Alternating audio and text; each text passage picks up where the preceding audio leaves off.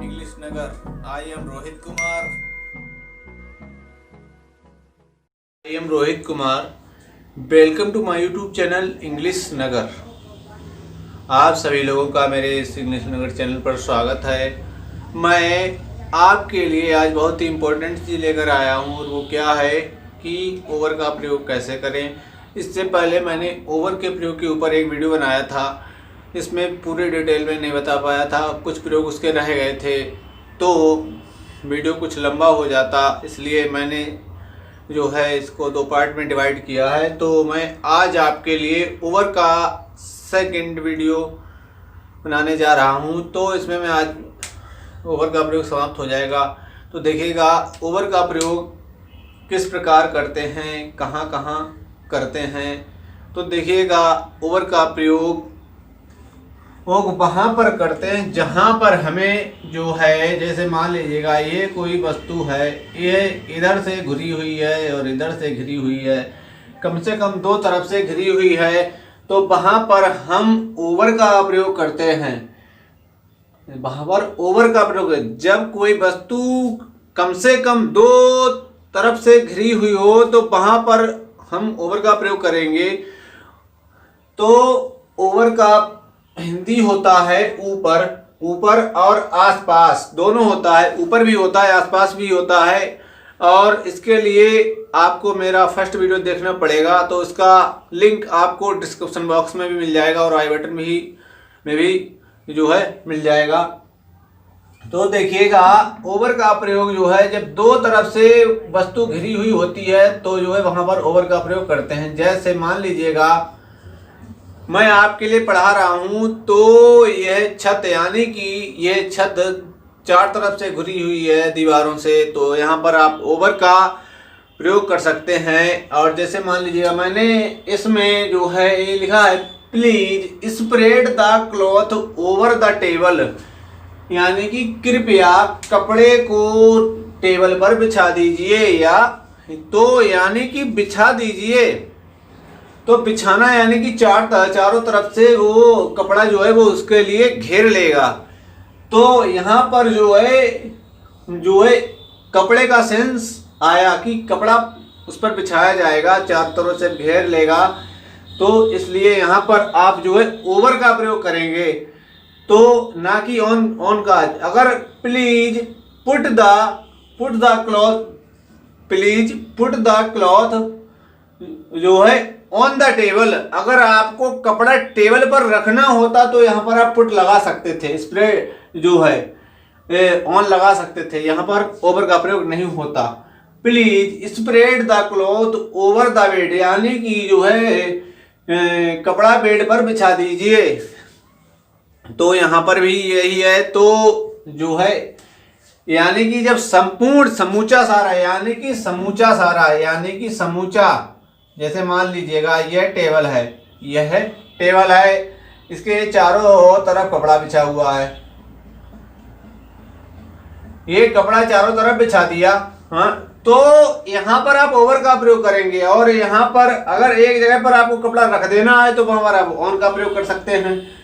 तो ये तो कंफ्यूजन आपके लिए दूर हो गया होगा। तो नेक्स्ट देखिएगा दूसरा प्रयोग किस प्रकार करते हैं, टाइम के सेंस में करते हैं। जैसे the class is over at 4 PM, यानी कि जब टाइम समाप्त हो रहा हो, किसी चीज का टाइम समाप्त हो रहा हो। जैसे मान लीजिएगा क्लास आपका 4 बजे समाप्त हो रहा है, या कोचिंग आपकी 6 बजे समाप्त हो रही है, तो टाइम ऑफ पीरियड, यानी कि टाइम ऑफ पीरियड।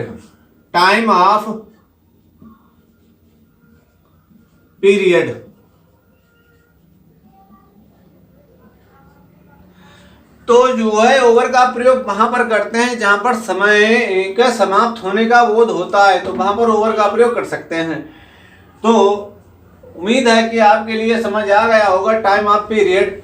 तो the class is over 4 PM, यानी कि क्लास 4 बजे के बाद समाप्त होगा, 4 बजे समाप्त होगा, यानी कि क्लास 4 बजे समाप्त होगा। The meeting is over 6 PM, यानी कि मीटिंग जो है 6 बजे समाप्त होगी। तो ये तो थे इसके ये प्रयोग। तो मैं आपके लिए कुछ प्रयोग और सिखाने जा रहा हूं, इसका एक प्रयोग बच गया है तो वो भी आप देख लीजिएगा, जिससे कि आपका वो भी कंफ्यूजन दूर हो जाएगा।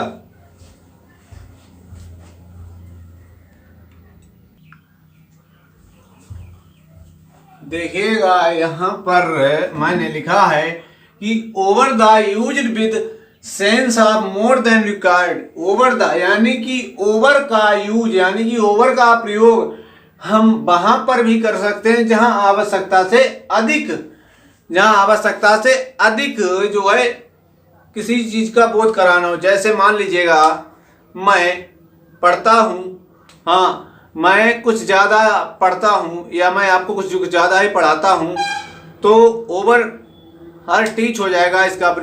तो उसके लिए ओवर टीच लिख सकते हैं या ओवर स्मार्ट लिख सकते हैं। जैसे मान लीजिएगा कोई व्यक्ति बहुत खाता है, बहुत खाता है यानी कि आवश्यकता से अधिक खा लेता है, उतनी उसकी क्षमता नहीं है, तो वहाँ पर आप ओवर ईटिंग का प्रयोग कर सकते हैं। तो फिर उसके बाद है ओवरवाइज यानी कि कोई व्यक्ति आवश्यकता से अधिक बोलता है या आवश्यकता से अधिक जो है विद्वान बनता है, तो वहां पर भी आप ओवरवाइज का प्रयोग कर सकते हैं। इसके लिए जो है ओवरवाइज लिखेंगे। कोई व्यक्ति अगर ओवर स्मार्ट यानी कि जरूरत से ज्यादा होशियार बन रहा है, जरूरत से ज्यादा होशियार है, तो वहां पर आप ओवर स्मार्ट का प्रयोग करेंगे, तो ओवर स्मार्ट लिखेंगे। फिर ओवर केयरफुल यानी कि इसके लिए यानी कि कोई व्यक्ति जो है जरूरत से ज्यादा, जैसे मान लीजिएगा आप रोड क्रॉस कर रहे हैं तो आपके लिए या आपके पिताजी ने या आपकी माताजी ने कह दिया कि जो है जब बाहर निकल जाए तभी जो है रोड क्रॉस करना, इससे पहले रोड क्रॉस मत करना। तो यानी कि अगर कोई साइकिल भी गुजर रही है या कोई बच्चा भी गुजर रहा है या कोई व्यक्ति भी गुजर रहा है, तो आप जो है वहां पर खड़े ही हैं, वहां से जो है नहीं निकल रहे हैं, तो ओवर केयरफुल वहां पर यूज करेंगे यानी कि जो है आप। और फिर ओवर बिजी का मतलब होता है यानी कि आप जैसे मान लीजिएगा आप कोई कार्य कर रहे हैं, जैसे मान लीजिएगा आप पढ़ने का कार्य कर रहे हैं या पढ़ने का कार्य कर रहे हैं, तो यानी कि आपकी माताजी ने कहा कि जो है बेटा खाना खा लीजिए, तो आपने कहा नहीं मैं अभी बिजी हूँ, बहुत बिजी हूँ, मैं अभी खाना नहीं खाऊंगा, तो आप जो है वहां पर ओवर बिजी का प्रयोग कर सकते हैं। तो यानी कि जरूरत से ज्यादा यानी कि जहां जरूरत से ज्यादा अति शब्द का प्रयोग करना हो तो वहां पर आप ओवर का प्रयोग कर सकते हैं। तो इसका हिंदी यही हुआ, over the use with the sense of more than required यानी कि आवश्यकता से अधिक। आवश्यकता से